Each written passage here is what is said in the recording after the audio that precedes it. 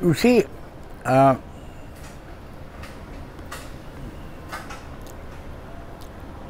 remember that I'm coming from Islam and then the Anglo-Indian phase of culture and education and all that. Yeah. and then moving on to socialism, and then moving on to Marxism, and then leaving Marxism behind. So when I had to go beyond Marxism, then I felt the need for the term mentology. Then I felt the need for that term. Because what was beyond Marxism, what was beyond socialism? Religions came earlier, philosophies came earlier. The Communist Manifesto was written in 1848, in the middle of the 19th century. Karl Marx died in 1883. And Soviet Union was created in 1917. So socialism came, and then other countries became socialist. Cuba, etc., Czechoslovakia, etc. And then there was a war in 1939, which went on till 1945. And much happened during that war. Nuclear weapons were used. Capitalism had come earlier, before Marxism. The Industrial Revolution had happened in the 19th century, end of the 19th century. Railways had come, telephone had come, radio had come, aeroplanes had come, and societies corresponding to that. America had become the superpower. Germany had been destroyed, Hitler's Germany, fascism with it. So much had happened by 1970, when I coined the term mentology. And I was doing all this in the context of history. I was able to, since I had done history, I was able to relate to history and check out with history current developments. None of them were satisfactory. Why? None of them worked, number one. Number two, all of them produced a crisis of their own. Whether it was capitalism, whether it was socialism, whether it was religion, they had produced their own crises. They had broken down, so to speak. As technology is beginning to break down now. Wow. Yeah. Science is beginning to break down now. It has failed to produce a society. It has produced a culture, but not a social structure, not a social solution. What's the difference between society and culture?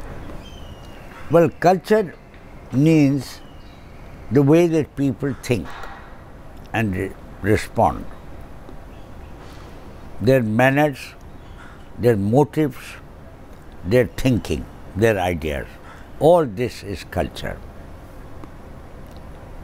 Their likes, their dislikes. This is the canvas of culture, including the level of your knowledge or ignorance.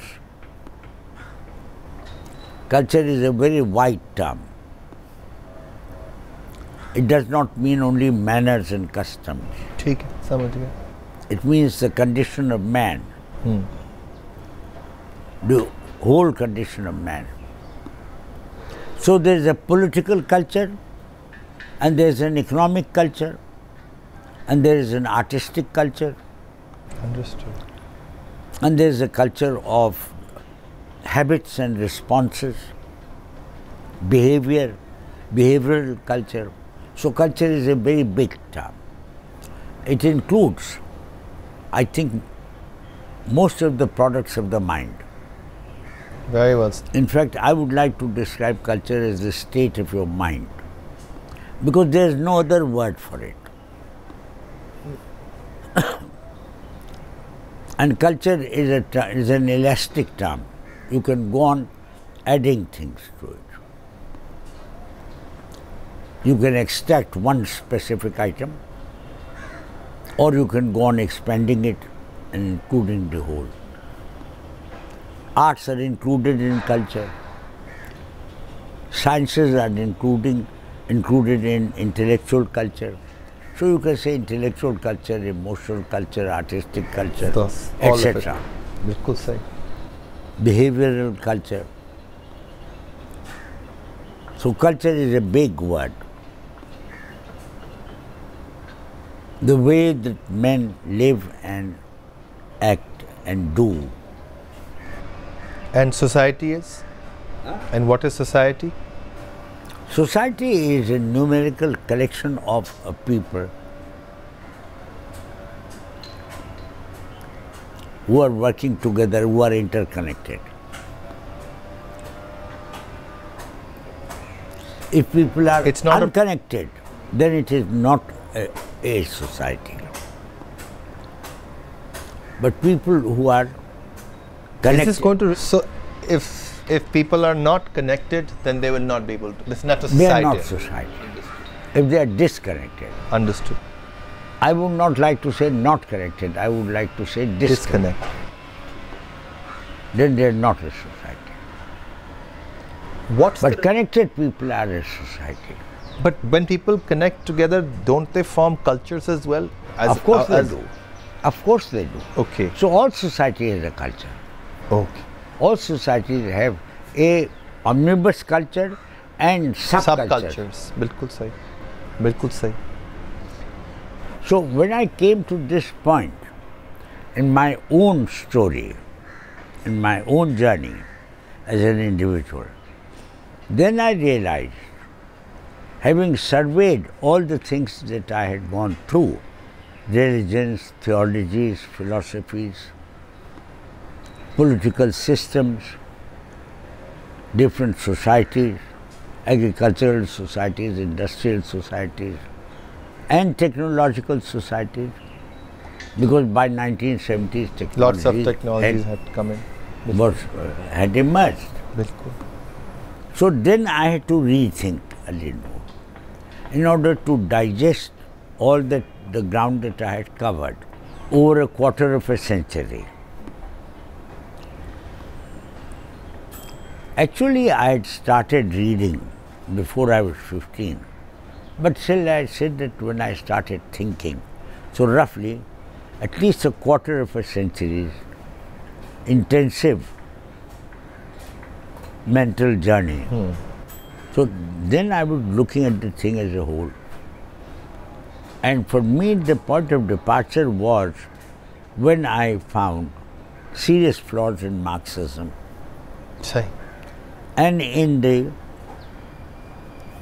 socialist, communist, political and economic system. Then I had to begin, I was obliged to rethink.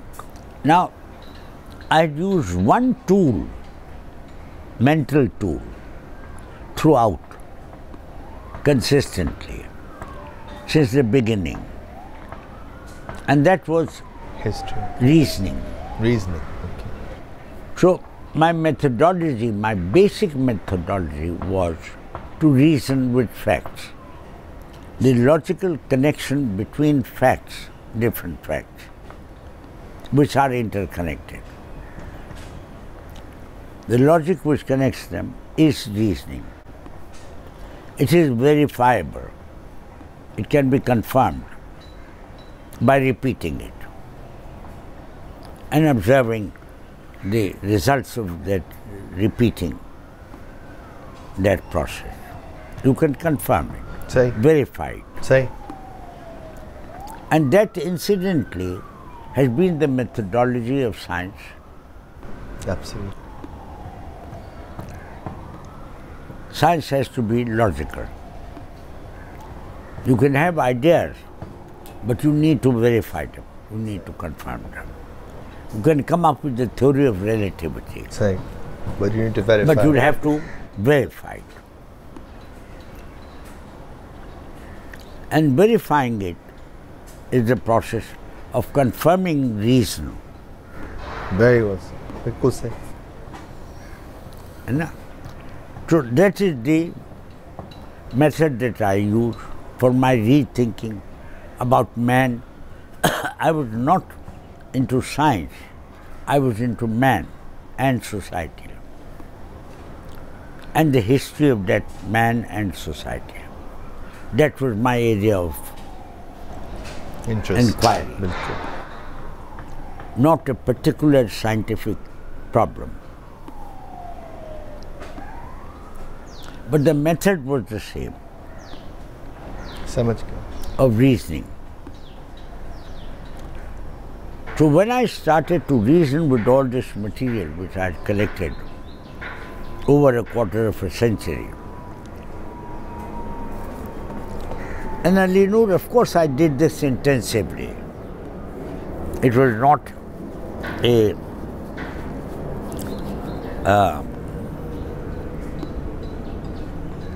superficial journey, but an intensive journey to the best of my ability. So then I started working with that. And I certainly used science, whatever science I had learned, and whatever science was available in my time. I've always, since childhood, been interested in machines and technical things. So I was including what I'd learned from sciences. Say. And philosophy, etc. So putting them all together, I realized that the main unit,